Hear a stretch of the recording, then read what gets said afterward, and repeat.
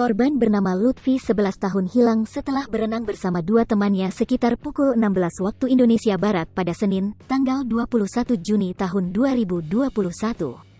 Lutfi hilang saat mandi bersama temannya di aliran sungai dekat pintu muara Kelurahan Bungo Pasang, Kecamatan Koto Tangah, Kota Padang, Sumatera Barat. Sore itu Lutfi dan teman-temannya sempat dilihat warga sekitar.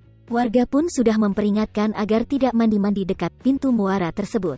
Sekitar pukul 17 waktu Indonesia Barat kami atau warga yang duduk-duduk di sini sudah memperingatkan agar tidak mandi-mandi, ujar seorang warga Kiflanuddin 51 tahun, Selasa, tanggal 22 Juni tahun 2021. Tak lama, korban bersama temannya keluar dari dalam air.